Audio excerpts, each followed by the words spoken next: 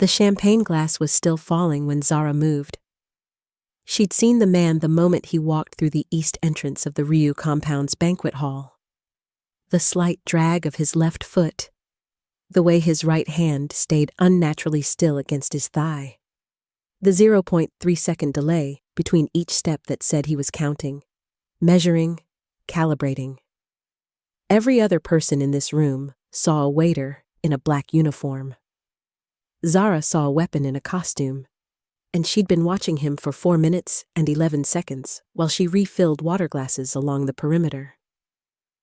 Seok-jin Ryu stood at the head table, 22 feet away, deep in conversation with a trade minister whose name Zara had memorized 2 years ago. His gray suit, his rolled sleeve, the burn scar catching candlelight. He hadn't looked at her once tonight, which was exactly as it should be. She was the maid. She was furniture. The man in the waiter's uniform reached into his jacket. Zara set down the water pitcher. Quietly, without breaking stride, she crossed 14 feet of marble floor in 3.2 seconds. Her left hand caught the man's wrist before the syringe cleared the fabric. Her right palm drove upward into his elbow, a single, precise strike, and the joint bent the wrong way with a sound like green wood splitting. He didn't scream. Trained men don't scream. He made a short, guttural sound, and then Zara had his body turned, arm locked behind him, her forearm across his throat from behind, the syringe suspended harmlessly between 2 of her fingers where she'd caught it mid-fall. Total elapsed time, 4.1 seconds. The banquet hall went absolutely silent. 200 guests. Ministers, crime lords, businessmen who operated in the gray space between the two. All of them frozen, glasses arrested halfway to lips, conversations cut off mid-syllable. The trade minister had knocked his chair back. Yuna Ryu, 24 years old, and seated 3 chairs from her brother, had both hands pressed over her mouth. Seok-jin Ryu had not moved, had not flinched, had not dropped his glass. He was looking directly at Zara, and the expression on his face was not fear, not gratitude, not shock. It was the expression of a man encountering a calculation error he couldn't immediately explain. Something precise and dangerous shifting behind controlled eyes. Zara looked back at him for exactly 2 seconds. Then she looked at Boram, stationed at the east wall, who was already moving with 3 security men at his back. "Syringe," she said, holding it up. "Potassium chloride, I think. Check the dosage. It was calibrated for someone his size." She nodded toward Seok-jin. "Someone measured him in advance." Boram stopped 3 feet from her. He'd known Zara for 3 years. He'd watched her mop floors, press shirts, arrange orchids on the main staircase every Thursday morning. His face was doing something complicated. "Take him," Zara said, releasing the man's arm with the same calm she used when she handed over a pressed suit. "He has a second syringe in his left ankle holster. He's right-handed, but he trained left. Check his knuckles." Boram's men took the unconscious assassin. The room still hadn't found its breath. Zara picked up the water pitcher she'd set down 38 seconds ago. She turned to the nearest guest, a shipping magnate whose glass was still full, and said, "Be in perfect Korean. Sir, can I get you anything else?" It was Chairman Teo Bayek who broke the silence. He was seated at the far end of the head table, 62-year-old hands folded on the white tablecloth, silver cufflinks catching the chandelier light. He smiled, wide and warm and completely empty. "Remarkable," he said, loud enough for the room. "Your staff, Seok-jin, always full of surprises." He held Zara's gaze for 3 seconds, and in those 3 seconds she understood exactly 2 things. He had sent the assassin, and he was not surprised it had failed. He'd sent it to see what she would do. He'd been looking for her for a while. Welcome to Afro-Korean series. If you are new here, settle in because these stories do not hold back. Hit that subscribe button, tap the bell so you never miss a story, and drop your location in the comments. Now, let us continue. The dinner ended in controlled chaos. Guests ushered out by security, staff dismissed to quarters, the compound locking down in the specific quiet way it did when Seok Jin-ryu was about to deal with something no one else would see. Zara had been through 4 lockdowns in 3 years. She knew what they sounded like. She went to the kitchen, not to hide, to wait. She filled a glass of water, stood at the steel counter, and drank it slowly. Her hands were completely steady. They always were. That was the thing that used to unsettle her trainers. The hands of someone who had either no adrenaline or perfect control over it, and neither possibility was entirely comfortable. The kitchen door opened at 11:47 p.m. Seok Jin-ryu walked in alone. No bodyguards, no bow-ram. He was still in the gray suit, top button of the shirt open now, the burn scar on his forearm vivid under the kitchen's fluorescent light. He looked at her standing at the counter with her water glass, still in the black maid's uniform, the white apron slightly askew from the 4.1 seconds that had ended a man's career as an assassin. He didn't speak for a moment. Then, "How long?" Zara set her glass down. 3 years. 3 years. He repeated it the way people repeat things they need to hear twice to believe. "You have been in this compound for 3 years. You know how to do that." He didn't gesture toward the banquet hall. He didn't need to. "And you said nothing. You didn't ask."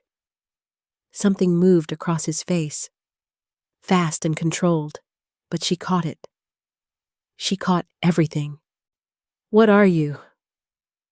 Zara looked at him for a long moment. Outside, Busan hummed and glittered beyond the compound walls, indifferent. "Right now?" she said. "I'm the person who just saved your life. You can ask the other questions after you've processed that one." He didn't throw her out. That was the first thing that surprised her. In Zara's experience, powerful men responded to being outmaneuvered in one of 2 ways: aggression or dismissal. Seok Jin-ryu did neither. He pulled out the kitchen stool across from her, sat down, and said, "Tell me what you can." Not tell me everything, not explain yourself. Tell me what you can. She understood the distinction immediately, and it recalibrated something in her assessment of him that she'd thought was already precise. "The man tonight was a professional," she said. "Military trained. West Asian, I think, based on his technique. The syringe was a clean kill. Nothing traceable in an autopsy. Someone paid for quality. You knew before he moved. I knew when he walked in." Silence. He was watching her the way she watched rooms, cataloging, measuring. "You're not a maid." "I made your bed this morning," Zara said. The fitted sheet was hospital-cornered. The throw pillows were arranged by size, left to right. "I ironed your shirts, the gray one first, then the charcoal, then the light gray, because that's the order you wear them through the week. I'm absolutely a maid." "You're also something else." She didn't answer that. Not yet. She was measuring how much the truth would cost against how much the lie already had. "Chairman Beck?" she said instead. "How long has he been testing your perimeter?" The shift in his posture was microscopic. A man who had not expected her to go there. "That's not—" "6 months ago, a supply delivery came 3 hours early, and your gate security logged it as an error. It wasn't an error. The driver photographed your east wall's blind spots. 4 months ago, your compound's internet went down for 40 minutes. That wasn't a service outage. 3 weeks ago, The new florist who delivered to the main reception left the side gate unlatched. None of those things were reported to you. She picked up her water glass again. Beck has been building a map of this compound from the outside in. Tonight was the first time he tried from the inside. Seok Jin Ryu was very still. How do you know that? Because I've been watching him do it. The temperature in the kitchen changed, not dramatically, a degree or two. The particular cold that comes with understanding that a conversation has just changed its nature entirely. Why? His voice was level, quiet. The voice of a man for whom volume is a crutch he stopped needing a long time ago. Why have you been watching Bayek? Why have you been watching my compound? And why? A pause, precise as a blade finding the gap in armor. Are you telling me now, instead of before any of it happened? Zara set the glass down.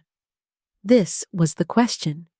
The one she'd been running the answer to in the back of her mind for 3 years, updating it every time new information arrived, never quite finding a version of the truth that cost nothing. Because, before tonight, I wasn't sure who the target was, she said. I needed to be certain before I said anything. And now you're certain. Now I'm certain. He stood. She tracked the movement, not threat, not aggression, just a man needing the physical counterweight of motion to stay controlled. He walked to the window above the sink, looked out at the compound's inner courtyard, the security lights reflecting off the stone. Boram has been telling me for 8 months that something about you wasn't right, he said, not turning around. Boram is good at his job. I told him he was wrong. A beat. I told him you were exactly what you appeared to be.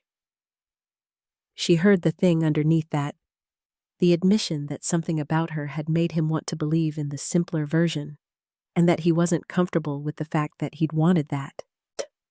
What happens now? She asked. He turned around. In the kitchen light, the controlled face had something rawer beneath it. Not vulnerability, exactly. More like the look of a man who had built his entire world on perfect information and was now standing in a room where the foundations had shifted. Now, he said, you tell me who sent you here. Zara looked at him for a long moment. The question was a test. She understood that. He already suspected the answer. He was watching to see if she'd lie. I'll tell you everything, she said. But not tonight. Tonight you need to deal with the man in your basement and figure out what Beck knows. If I tell you the full picture tonight, well, you'll make a decision based on incomplete context, and you'll get it wrong. The look he gave her was unreadable and absolute and lasted exactly 4 seconds. Tomorrow morning, he said.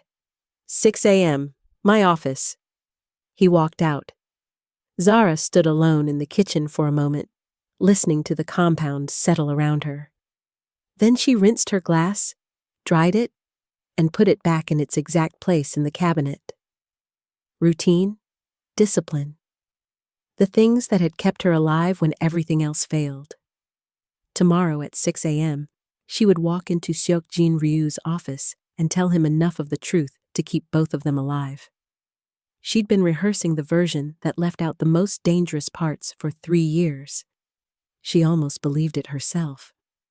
Chairman Tae-Oh Beck's car left the compound at 10:18 p.m. His driver took the coastal road south, the way he always did when he wanted to think without walls around him. Beck did not look at his phone. He looked at the ocean. He had known there was something different about the girl from the day his people first flagged her.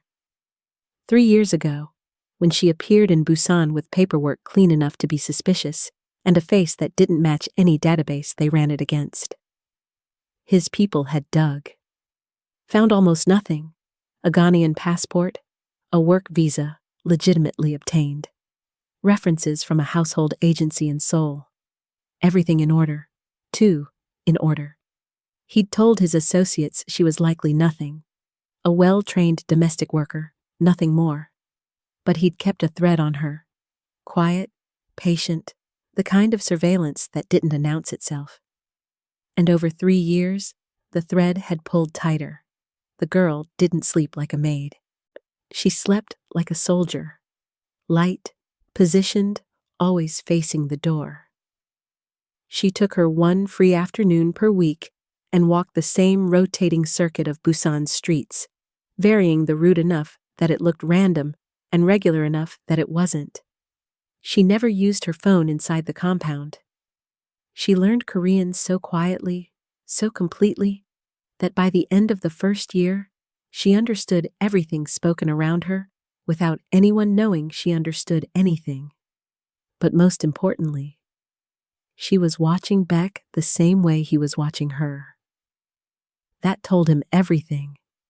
An innocent woman doesn't watch a crime lord from across a dinner table with the systematic patience of someone building a case. She knew something about him. Had known it, or suspected it, for some time. Beck's phone buzzed. He looked at it. A text from his operations director. Asset contained. Compound security mobilized. No external contact made. He put the phone down. The asset was never the point. The asset was a test. A stone dropped in still water to see where the ripples went. The ripples had gone exactly where he'd feared. She hadn't run. She hadn't hidden. She'd stepped forward and neutralized a trained man in 4 seconds, while 200 people watched. And then she'd stood in the middle of the silence and looked at Beck directly, without flinching, and he'd seen in her eyes something he hadn't expected. She knew it was him. She'd known before the night started, which meant she'd been protecting Seok-jin Ryu. Not for 3 days. Not since she'd spotted the threat. For a long time. Deliberately. Without being asked. Without being paid to. Beck looked at the ocean for a long time, then he picked up his phone and made a call. It rang twice before the answer. A voice. Male? Neutral? The specific flatness of someone trained to leave no emotional impression. She moved, Beck said. A pause. I see. She's no longer invisible. Ryu knows she's something other than what she appears. I'd estimate he has 48 hours before he knows enough to be dangerous. And the asset? Contained by Ryu's people. He'll know nothing useful. I made sure of that before I sent him. Another pause, longer, then... She was supposed to stay buried? Yes, Beck said. She was. He watched the ocean catch the city lights. She chose not to. That's a problem. It's an opportunity, Beck corrected quietly. If she's close enough to Ryu to protect him without instruction, she's close enough to destroy him the same way. We just need the right pressure. The voice on the other end of the phone was quiet for a moment that lasted long enough to be a decision. I'll send someone who won't fail, the voice said. Don't send someone, Beck said. Come yourself. It's time we reminded her what she is. The line went dead. Beck put the phone in his breast pocket against his heart and watched Busan glitter above the dark water. In the Ryu compound, 7 kilometers north, a light burned in the kitchen window until 1 a.m. He wondered if she was sleeping. He doubted it. 6 a.m. came with fog off the water and the particular silence of a compound that had not slept. Zara had been awake since 4. Not because of nerves. She'd burned through nerves as a useful resource a long time ago. But because she'd spent 2 hours running every version of the 6 a.m. meeting and calculating which one kept both of them breathing longest. The truth, in full, was not an option. Not yet. The lie, in full, was no longer an option either. Not after last night. What remained was the narrow corridor between the two. and she was going to walk it exactly as she'd walked the kitchen floor at 11:47 p.m., without hesitation, without apology, and without showing the cost. She arrived at Seok Jin's office at 5:58 a.m. The door was already open. He was standing at the window behind his desk, back to the room, looking at the courtyard below, where 2 security men were doing a sweep in the early gray light. No suit jacket, white shirt, sleeves already rolled, the burn scar on his forearm. A cup of coffee on the desk that had gone cold. She could tell by the way the steam had stopped. He heard her enter, but didn't turn immediately. She respected that. It was what she would have done. "Sit," he said. She sat, not in the chair across the desk, the supplicant's chair, the position of someone being interviewed. She sat in the chair at the side of the desk, the one usually occupied by Boram during security briefings. The position of someone in the meeting, not subject to it. He noticed. She saw it in the half-second pause before he turned around.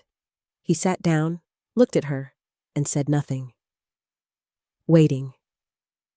Zara had prepared 3 opening lines. She discarded all of them. "My name is Zara Osei," she said. "I was born in Accra. I trained with a private security firm called Anansi Group, West African intelligence contractor, legitimate on paper, covert in practice. I specialized in close quarters threat assessment and long placement intelligence, which means I was trained to become invisible inside a target environment for extended periods and observe without engaging." She watched his face. Nothing moved on it. "3 years ago, I was placed in your compound by my handler. The brief was to document your weapons procurement networks, specifically any connection between the Ryu syndicate and a trafficking pipeline that had been moving through Busan's port for 4 years. Now something moved, a tightening around his eyes. Not guilt. She'd learned to read guilt, and this wasn't it. This was the recognition of an accusation he'd already considered and already had an answer to. "I don't run weapons," he said. "I know," Zara said. "I established that within 6 months of arriving here. Your syndicate moved out of weapons in 2019. Your port contracts are clean. I verified them against 3 independent sources. You are not the pipeline." The silence that followed was not empty. It was the silence of a man recalibrating. "Then why are you still here?" This was the question. The one she'd been carrying for 2.5 years like a stone in her chest. "Because Beck is the pipeline," she said, "and I couldn't leave until I had enough to prove it."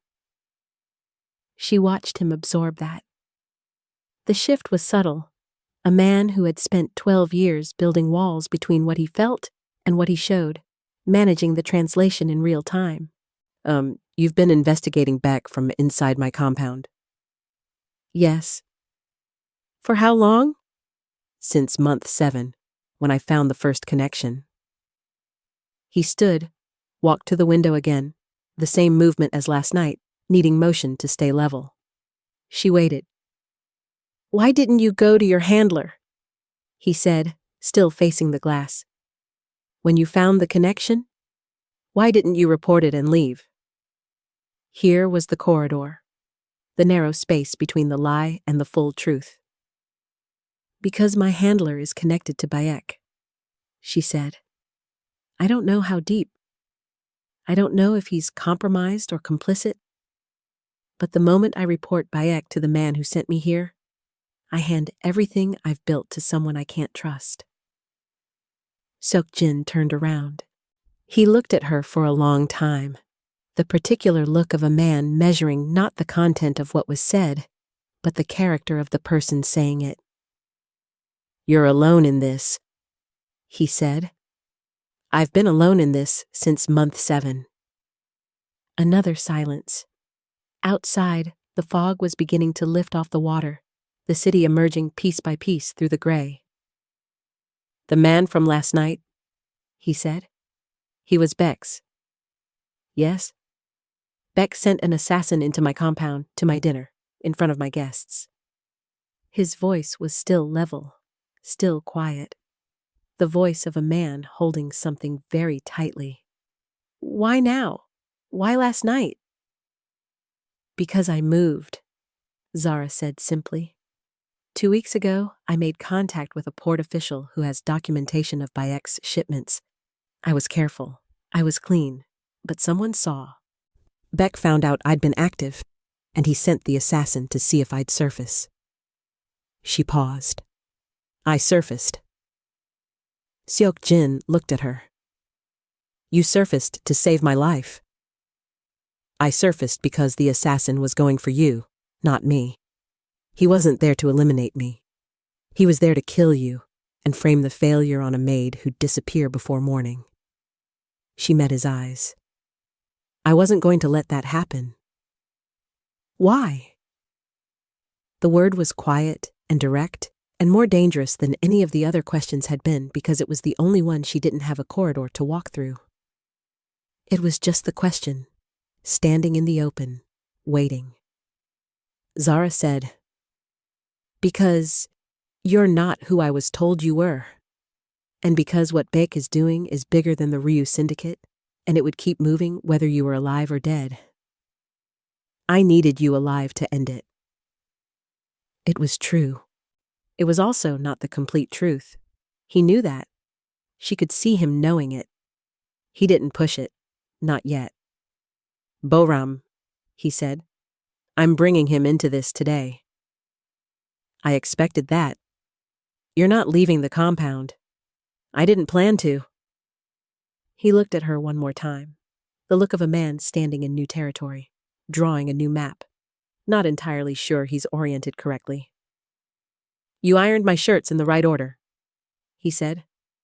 Gray first, then charcoal, then light gray. Every week for 3 years. Yes. He looked at the window.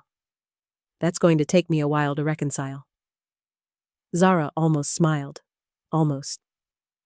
Take your time, she said. We have bigger problems. Boram took it better than she expected and worse than she hoped.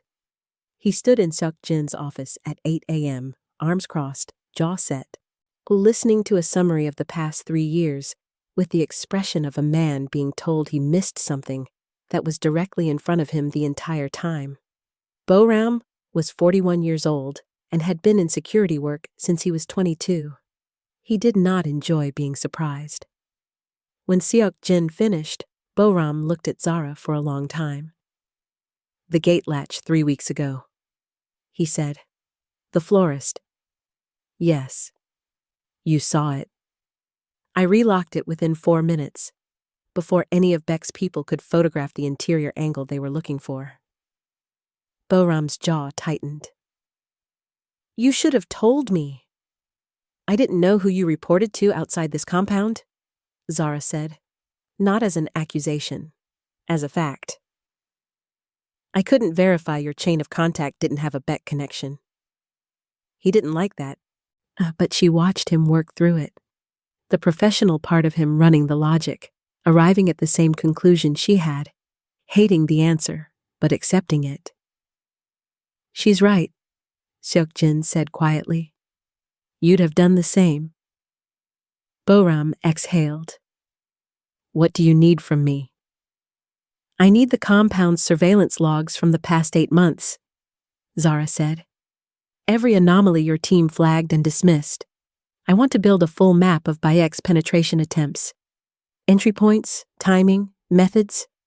And I need to know who on your external contact list has had FaceTime with Bayek's people in the last 6 months. Boram looked at Seok Jin. Seok Jin nodded. It'll take 2 days, Boram said. I know. I also need something else. Zara paused. The port official I contacted 2 weeks ago. His name is Woo Dae-jung. He has documentation of 9 shipments over 26 months. He's been sitting on it because he's terrified. If Bayek has found out I went to him, Woo is in danger. Where is he? Boram said. Seogu district. He lives alone, 2nd floor apartment above a fish market. He has a daughter in Daejeon. She needs to not know any of this is happening. Zara looked at Boram directly. Can you move him? A pause. Boram was recalibrating her in real time. The maid who folded napkins, rebuilt into someone who had contact sources and extraction protocols, and specific knowledge of a frightened man's living arrangements. Yes, he said, quietly. No Ryu syndicate vehicles. Nothing that signals to Beck that Ryu's people are moving on his trail. I've been doing this since before you were born, Boram said, with the specific flatness of someone who was not actually offended but wanted the record corrected. Zara nodded. I know. That's why I'm asking you and not handling it myself. Something shifted in Boram's face. The beginning of a different kind of assessment. Not threat anymore. Something more complicated. After he left, Seok-jin stood in the office with his hands in his pockets, looking at the middle distance the way he did when he was building something in his head. 9 shipments, he said. 26 months. What's moving? People, Zara said. The word landed in the room like a stone in still water.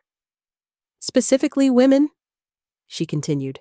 Recruited under labor contracts, domestic work, hospitality, care work.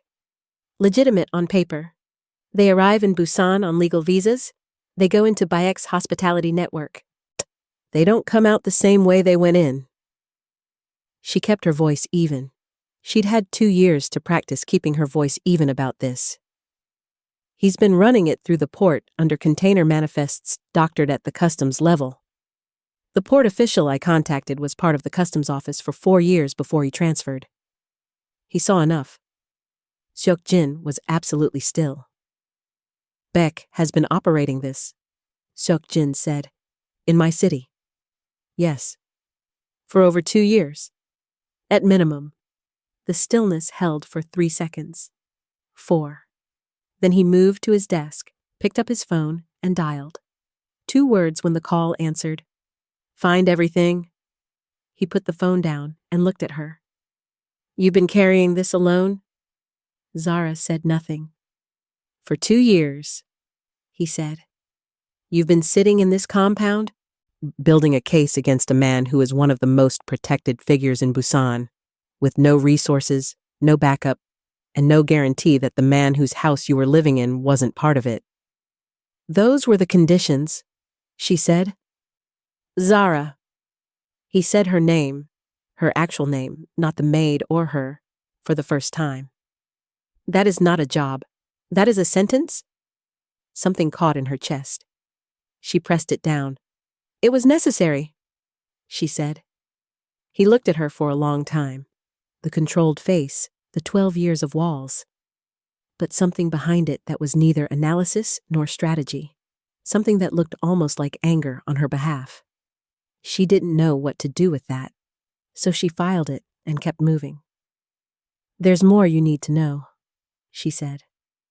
About who sent me here and what they want. Tell me. Not yet.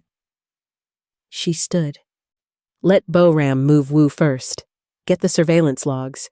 Make sure your people are clean. Then I'll tell you the rest. He looked like he wanted to push back. He didn't. Tonight, he said. Tonight, she agreed. She walked out of the office and back down the corridor toward the east wing, back into the compound that was and wasn't her world, and she let herself feel, for exactly the time it took to walk from his office door to the first landing of the staircase, the particular vertigo of a plan that had been holding its shape for 3 years, beginning, slowly and irreversibly, to change. 3 days passed. In those 3 days, Zara ironed shirts. She also built a complete penetration map of the compound's security vulnerabilities using Boram's surveillance logs, identified 2 members of the compound's extended staff with verifiable contact to Bayek's operations network, a driver and a laundry delivery contractor who'd been flagged twice and cleared both times by assessors who didn't know what they were looking for. and cross-referenced 9 months of Busan port shipping data against the dates and signatures on Wu Dejung's documentation. She did all of this between 4 a.m. and 7 a.m. each morning, before the compound woke. Then, she ironed the shirts. Gray first, charcoal, light gray. Seok-jin noticed, on the second morning, that his shirt was pressed and hanging outside his room at 6:45 a.m. exactly as it always had been. He stopped in the corridor, looked at it, and looked down the hallway toward the east wing where Zara's room was. He stood there for a moment. Then he took the shirt and went to his meeting. On the third morning, he came down to the kitchen at 5:30 a.m. and found her there, not running surveillance data, but making tea. A clay pot, proper loose leaf. The Ghanaian way her mother had taught her before everything changed. The one ritual she'd kept that was entirely and only hers. He stopped in the kitchen doorway. She didn't turn around. There are cups in the second cabinet. He got a cup, sat down at the counter. She poured. They sat in silence for a while. Outside, the fog came in thick off the ocean. The compound was quiet. "I had my people run a Nancy group," he said. "I know. I noticed the query 2 days ago." "Of course you did." He drank his tea. "They're legitimate. West African private intelligence. Active in 6 countries. Dissolved their West African operations 18 months ago following a government contract dispute in Nigeria," she said. He paused. "I know what happened," Zara said. "I was there." A silence that was a question. "The contract dispute wasn't a dispute," she said. "It was the moment I realized my handler had been running a secondary operation, using Anansi's legitimate intelligence channels as cover for exactly the kind of trafficking I'd been sent here to document. I reported it internally. 3 days later, Anansi's West African operations were dissolved, and I was listed as a missing asset." She drank her tea. "They didn't dissolve the operation to protect themselves. They dissolved it to bury what I'd found." Seok-jin was quiet for a moment. "Your handler." "Goes by Nkosi. I don't have a real name. I have a voice and a methodology and 3 years of understanding how he thinks." She looked at the fog through the window. "He's the person Beck called after the dinner. I'm certain of it." "You think they're working together?" "I think Beck is a client. I think Nkosi provides the infrastructure, the recruitment networks, the documentation, the international movement of people, and Beck provides the local operation and the port access. I think they've been in business together for at least 3 years and possibly longer." "And Nkosi sent you here?" "To document the Ryu Syndicate's weapons connections, which don't exist." She turned to look at him directly. "I think he sent me here because he'd already identified Bayek as a partner, and he needed to know if the Ryu Syndicate would be a threat to that partnership. I was supposed to determine that, and then, I think, I was supposed to deliver something that could be used to neutralize you, if necessary." The kitchen was very quiet. "He used you," Seok-jin said. "Yes. And you turned the operation around on him." "I decided not to be what he sent me to be," she said. "That's all." He looked at her, the clay teapot between them, the fog outside, the compound still sleeping around them. In the honest light of 5:30 a.m., he looked younger than 36 and older at the same time. The particular age of someone who has paid for every year they've lived. "Why are you telling me this now?" "Because Beck called Nkosi after the dinner," she said. "Which means Nkosi knows I've surfaced. He'll want to contain this before it becomes something he can't manage. He'll come to Busan." "When?" "I don't know. But when he comes. And he will come himself.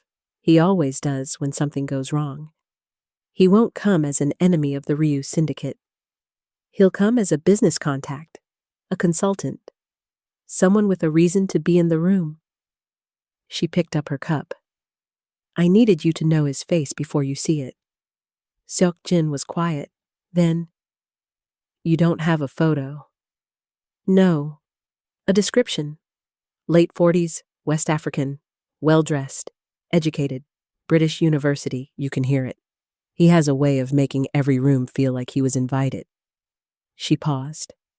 And a habit of touching his left cufflink when he's deciding whether someone is useful or a liability.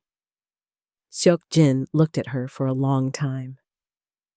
How many people know you're alive? He said.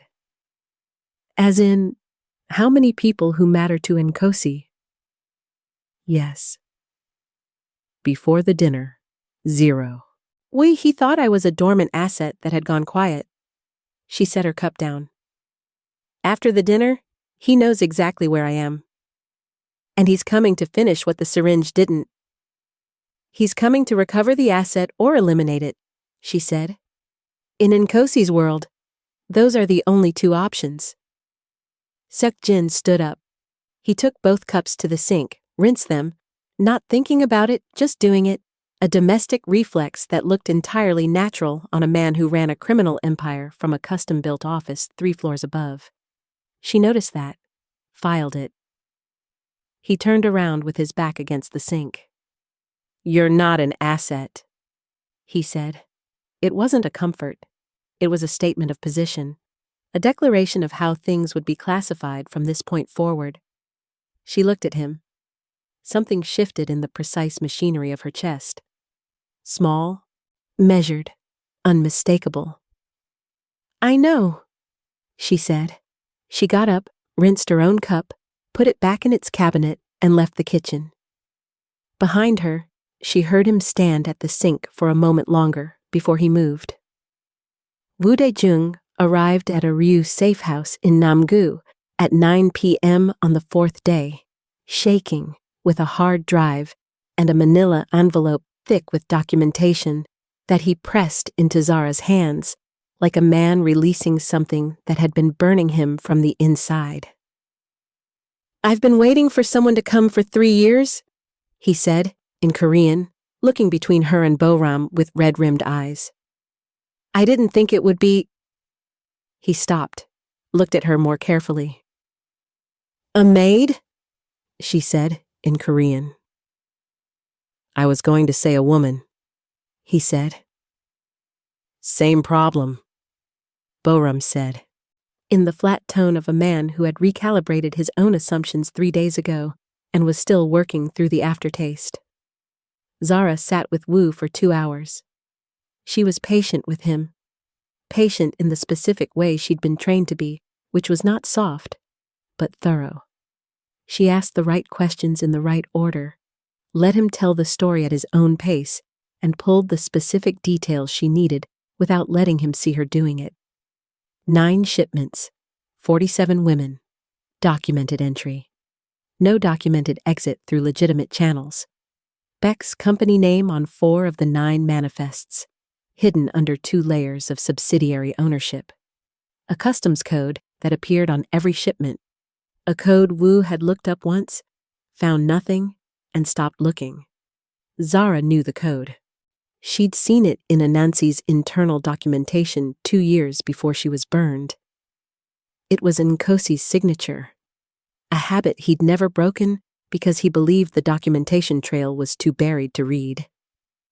He was almost right. After Wu had eaten and been settled by Boram's people, Zara took the hard drive and the envelope to the small room off the east wing she'd been using as a workspace for 3 years. She spread Wu's documents on the desk alongside her own. 3 years of handwritten notes in a cipher only she knew. Cross-referenced observations, port data, dates, names, connection maps drawn in pencil so light they looked like nothing to anyone who didn't know what they were looking for. She stared at the full picture for a long time. Then she photographed everything with the phone she'd kept wrapped in foil inside a hollowed-out cleaning product container under her bed for 2.5 years, and she sent a single encrypted file to a number she'd memorized but never dialed from Busan. a journalist. Lagos-based. Someone she'd trusted before the world changed, and had no current way to verify she should still trust. But who was the only person outside this compound she would bet her life on? She was betting her life on it. The reply came in 40 minutes. Received, authenticated, holding until instructed. Zara exhaled, slow and controlled. She sat in the chair, in the dark, and let herself feel, for exactly 60 seconds, the full weight of what 3 years of alone felt like when it was no longer entirely alone. 60 seconds. Then she put it away. She was standing at the window when the knock came. Not the door, the wall, twice. Boram's signal. She opened the door. His face told her before he spoke. "We have a visitor," he said. "Arrived 20 minutes ago. Came through the front gate on a business introduction from the Daejeon Trade Office. Claims to be a logistics consultant looking to discuss port operations."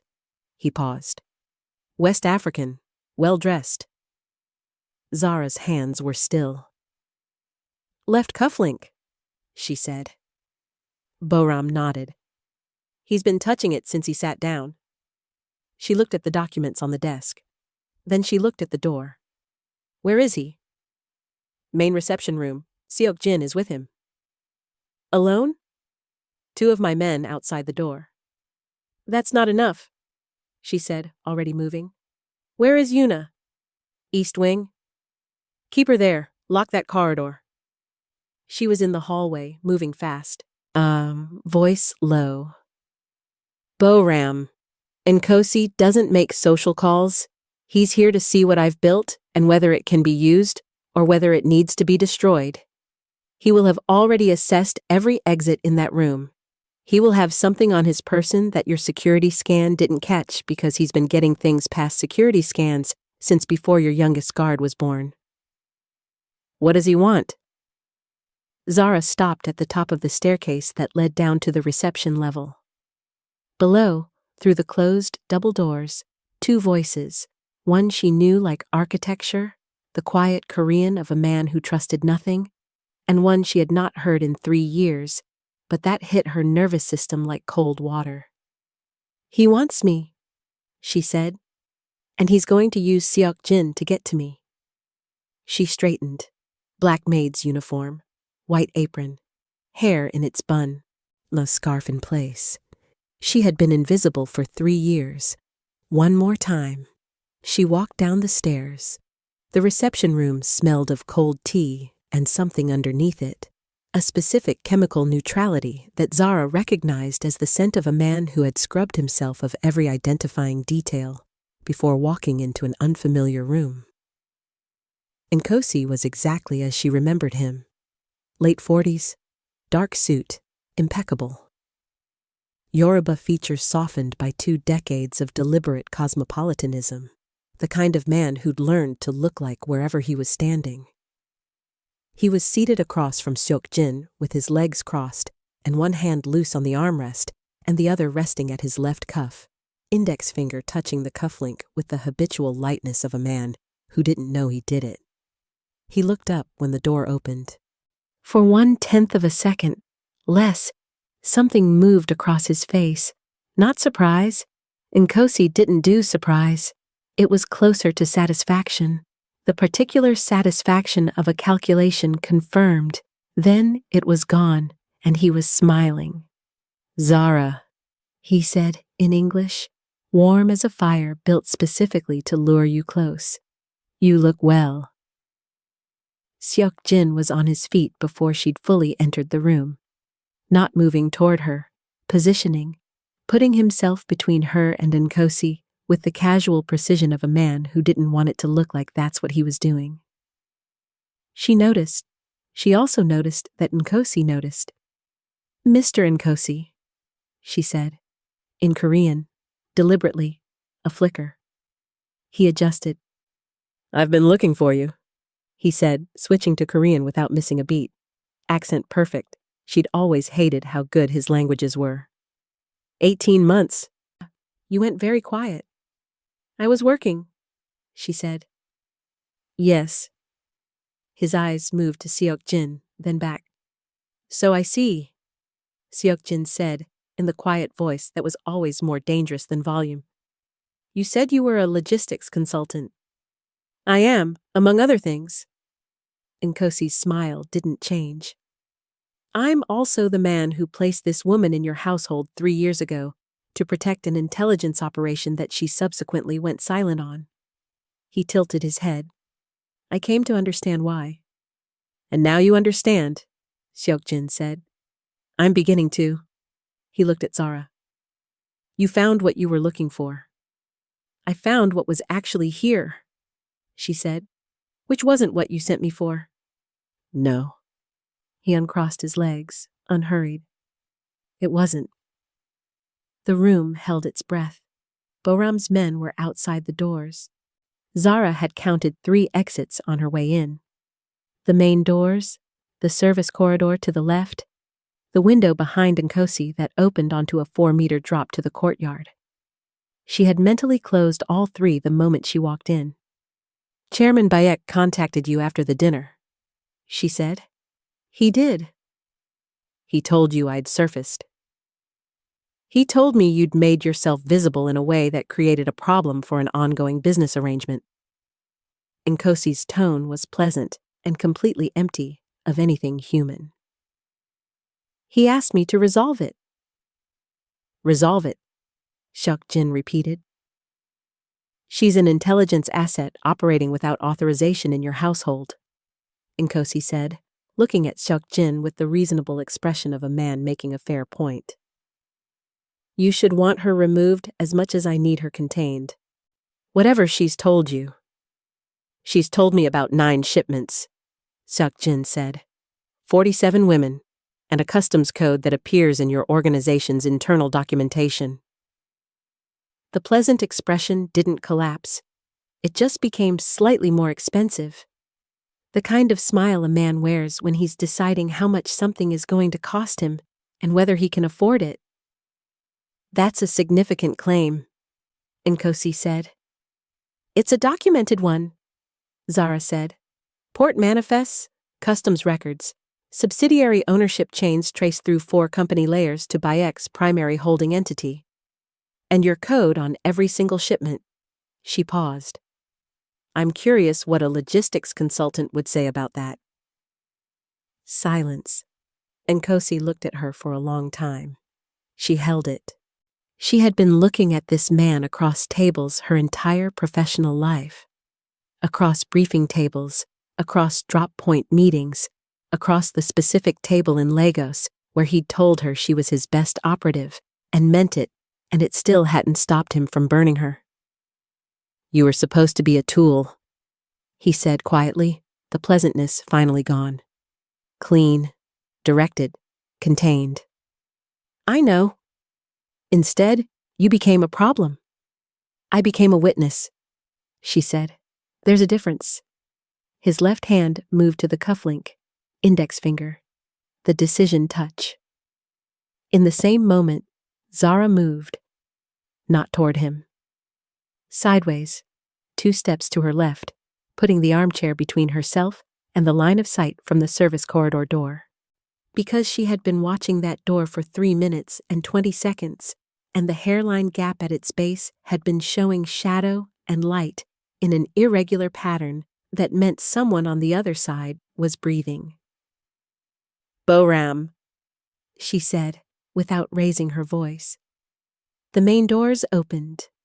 The service corridor door opened at the same moment, and the man who came through it had 4 pounds of weight advantage on Boram's closest guard, and a weapon that security hadn't caught because it was ceramic and hadn't shown on the scanner. Zara was already across the room. She took the weapon out of his hand before he'd fully oriented to the space. Wrist, rotation, impact to the nerve cluster at the base of the thumb, the ceramic piece clattering across the tile floor. Boram's men took him down in the next 2 seconds. The whole thing lasted less time than it takes to pour a glass of water. She straightened up, turned around, Nkosi was standing. For the first time tonight, he looked like a man who had not controlled the outcome. Seok-jin was looking at her with an expression she had not seen on his face before. Not the recalculating look from the kitchen. Not the strategic assessment. Something rawer and more specific. The look of a man watching someone he has started, without permission or planning, to care about put herself between him and a weapon, and feeling the full weight of what that costs to watch. She didn't look at him long. She looked at Nkosi.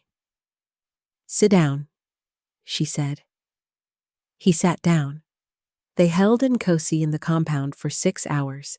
Ye Seok-jin's legal contact, a criminal attorney who had been on retainer for 11 years and who asked no questions that weren't strictly necessary, was present for the structured conversation that followed. Boram sat in the corner and said nothing. Zara sat across from Nkosi and did most of the talking, which was not how these things were supposed to go, and which Nkosi spent the first 40 minutes trying to reverse.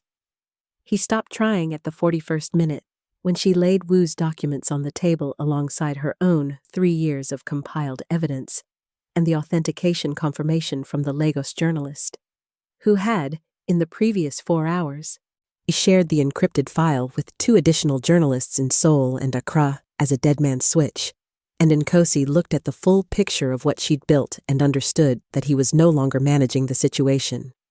The situation was managing him. "What do you want?" he said, finally, stripped of the pleasantness. Just the question. "A full testimony," Zara said. "Documented, witnessed, legally recorded, Beck's operation, your role in it, the names of every port official, customs officer, and logistics contractor who touched those 9 shipments, the locations, all of them, not just Busan." She held his gaze. "And the 47 women, where they are, where they went?" Everyone. "That testimony puts me in a prison cell." "Yes. And if I don't give it? The journalist in Lagos publishes in 72 hours regardless." She folded her hands on the table. "The difference is whether you give the testimony before or after it goes public. Before, you have a negotiating position. After, you're just the man in the documents." Nkosi was quiet for a long time. Seok-jin had said almost nothing for the past hour.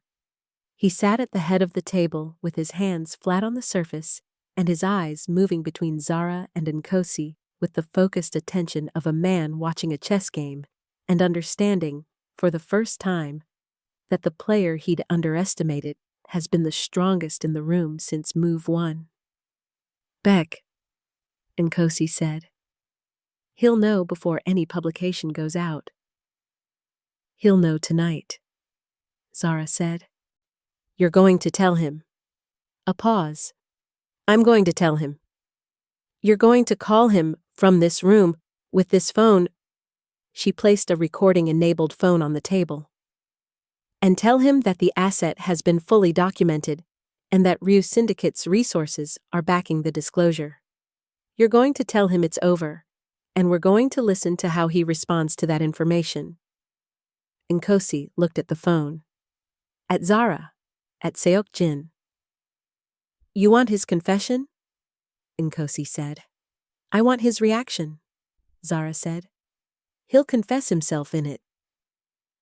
Nkosi picked up the phone. The call lasted 9 minutes. Beck's voice came through the speaker in the specific register of a man whose entire architecture is collapsing and who is burning everything on his way down. Names, locations, associates, operational details. Trying to negotiate a survival that wasn't on offer, not understanding that every word was building the final wall of his own cell. Seok-jin listened to every second of it. When the call ended, Nkosi put the phone down and looked at Zara with an expression she had never seen on him before. It wasn't defeat, exactly. It was something more complicated. The look of a man confronting the version of his own best operative that he'd worked very hard to prevent her from becoming. "You planned this from the beginning," he said. "From month 7, she said, when I found the first connection. You stayed in that compound, folding laundry and ironing shirts for 2.5 years, building toward this night?" "Yes." He shook his head. Slowly. "I trained you too well." "No," she said. "You trained me to be useful to you. I learned the rest myself." Boram's legal contact took custody of the recording and the documentation at 3 a.m. Nkosi was transferred to a secured location. Not police, not yet, but a holding arrangement that Seok Jin's attorney had constructed in approximately 4 hours that was airtight enough to hold until the formal disclosure was complete. By 4 a.m., the compound was quiet. Boram walked the perimeter himself, checked the gate logs, confirmed Woo Dae-jung's location, spoke briefly with his night security team. He passed Zara in the east corridor on his way back to the security office and stopped. He looked at her for a moment. "The gate latch," he said. "3 weeks ago, you relocked it within 4 minutes. He paused. "Thank you." "You would have caught it," she said. "Maybe." He looked at the floor briefly. "Maybe not in time." He nodded once, a specific kind of nod, the kind that carries weight, and walked on. Zara stood in the corridor alone.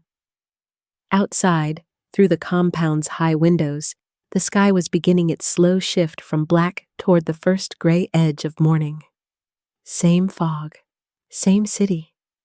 The same view she'd looked at from this corridor for 3 years, and something about it felt entirely different in a way she couldn't immediately calculate and didn't entirely try to.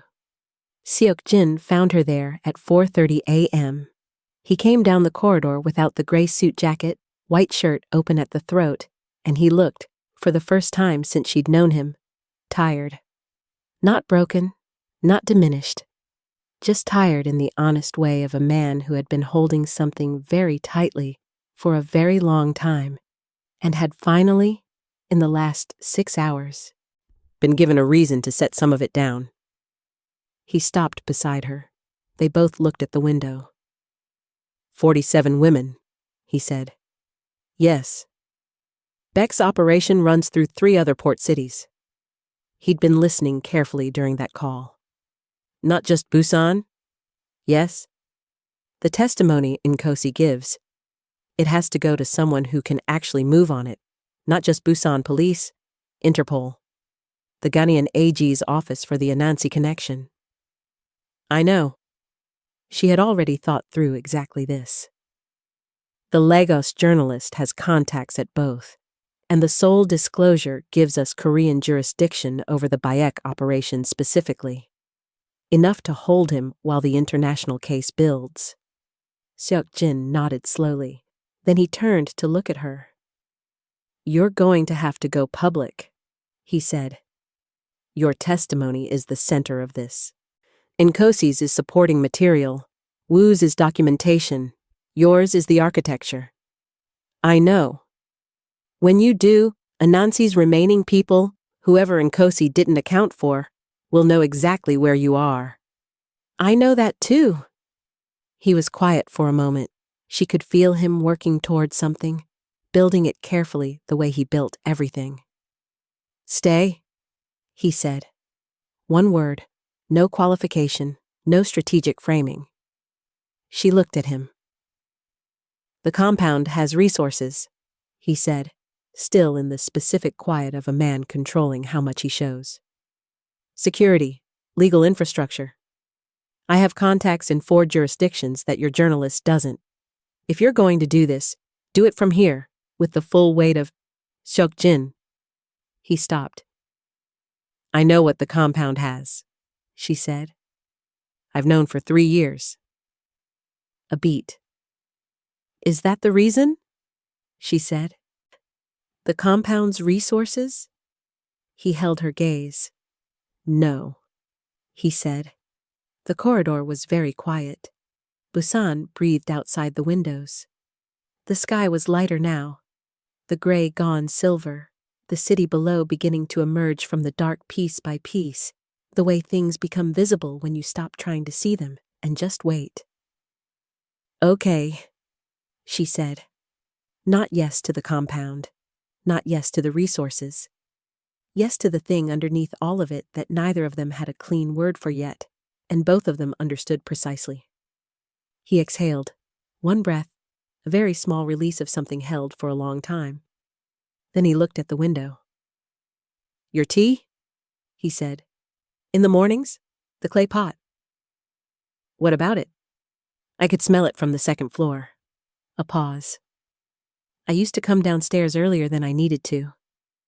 She looked at the window. "I know," she said. "I heard you on the stairs." Something happened on his face. The 12 years of walls held, but behind them, briefly and completely, something warm and specific moved through. "You heard me every morning." "Every morning." "And you didn't say anything." "You didn't knock." He looked at her for a long moment, then slowly, unmistakably, Seok-jin Ryu, who had not smiled with his full face in longer than either of them could probably calculate, smiled. It was brief. It was real. It changed the entire room. Zara felt it move through her chest like the first decent breath after a long time underwater. She looked back at the window so he wouldn't see what was happening on her own face. He let her. Chairman Teo Baek was arrested at his residence in Hyundai at 6:14 a.m., 7 days after the dinner. The arrest was coordinated between Busan Police, the Korean Financial Intelligence Unit, and an Interpol Red Notice filed simultaneously from 3 jurisdictions: Korea, Ghana, and Nigeria. 4 of Baek's subsidiary companies were frozen before morning trading. His port access contracts were suspended within the hour. Nkosi's formal testimony ran to 214 pages. Zara's ran to 312. She gave it at a secured location arranged by Seok-jin's legal team over 2 days in 4 languages: English, Korean, French, and Twi for the Ghanaian portion, with legal representatives from 3 governments present. She was precise and exhaustive and completely calm, and when it was over, she sat alone in the room for a few minutes before anyone came in, and she pressed both hands flat on the table and breathed. 3 years of wait. She felt it lift in increments, not all at once, like a fog burning off, piece by piece, the solid shapes of things emerging below. 47 women, the recovery operation, coordinated through Interpol contacts and a Busan NGO that Seok-jin had quietly funded within 48 hours of the Baek call, was active within 5 days. The work was not fast, and it was not clean, and it would not end neatly. She knew that. Some of those women would not be found. Some would be found and would carry what had happened in ways that did not resolve. She held that knowledge clearly, without looking away from it. It was part of the full picture. She didn't allow herself a version of this story that edited the difficult parts out, but some of them would go home. That was real. That was hers. The Lagos journalist published on day 6. The sole story broke simultaneously. By the end of that day, Baek's name was in every major news outlet in Korea, and the international trafficking network was front page in 4 countries. Anansi Group's remaining operations, significantly reduced since the Nigeria dissolution, were under investigation in 2 jurisdictions. Subscribe and turn on notifications so you don't miss what comes next from Afro-Korean series. Leave a comment. We read every single one, and your words keep this going. Seok-jin did not give interviews. He never did. But 2 weeks after Baek's arrest, he dissolved 3 of the Ryu Syndicate's historical port contracts and filed a public statement, 1 page, no lawyer's language, announcing a new partnership with the Busan NGO and a commitment of significant financial resources to the recovery operation. It was not penance. It was not performance. It was the action of a man who had looked at his own city clearly, found something wrong in it, and decided to use what he had to correct it. Zara read the statement in the kitchen, early morning, clay pot on the counter. She heard him on the stairs at 5:40 a.m. This time, he knocked on the kitchen doorframe. She got a second cup without turning around. He sat down at the counter. She poured. They sat in the particular silence that had evolved over the past 2 weeks, from the silence of two people maintaining careful distance into something warmer and less managed. The silence of two people who had run out of reasons to pretend they needed it. "The Interpol contact wants a follow-up interview," she said. "I know. Your attorney already confirmed." "You spoke to my attorney." "She called me." A pause. "You listed the compound as your address of record." Zara looked at her tea. "Administrative convenience." "Is that what it is?" She didn't answer. He let her not answer. That was one of the things about him she had filed and kept returning to. The way he knew when not to push, the precision of his patience, the specific intelligence of a man who understood that some things needed space to become themselves. "Boram wants to offer you a formal security consultancy," he said. He drafted the terms himself. He was very specific about the salary. "I saw the draft. He left it on your desk." "I know. I ironed his shirts as a thank you." Seok Jin's mouth moved. "You ironed his—" "Don't," she said, without heat. He contained the smile. Barely. Outside, Busan was doing what Busan did. Waking up loud and bright and indifferent to everything that had happened in its shadows.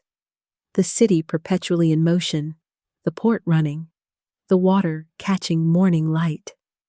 She had spent 3 years looking at this city as a target environment, a place to move through without leaving marks. She looked at it now and saw something different. Not home. She wasn't there yet, and she wasn't the kind of person who arrived at home quickly. But something that had the right components. The material for it. The possibility. "I have a question," Seok Jin said. "Yes." "The morning of the dinner, before everything." He turned the cup in his hands. "You knew. You'd already clocked the threat before it arrived." "I'd been watching Bayek's pattern for 3 weeks. I thought there was a 60% probability he'd move at the dinner." 60%? He looked at her. "You went into that room knowing there was a 60% chance someone would try to kill me." "Yes." "And you—" He stopped. She was quiet. "You pressed my suit that morning, the gray one. You left it outside my room at 6:45 a.m. the same way you always did." "Yes." "While knowing someone might try to kill me at the dinner." "I wasn't going to let that happen." "But you didn't know for certain that you could stop it." For a moment. "No, I wasn't certain." He looked at her. The full look, not the controlled, strategic assessment. The real one, the one she'd been seeing more of in the past 2 weeks and hadn't yet found a way to categorize that didn't cost her something. "You pressed my suit anyway," he said. "You needed a pressed suit," she said. "Whatever happened after was separate." He was quiet for a long time. "Zara, don't make it something it wasn't." "I'm not." His voice was very even. "I'm trying to make it what it is." She looked at him. The kitchen light. The clay pot. The city outside the window, bright and alive and full of things that were not finished and would not be finished quickly but were moving now in the right direction.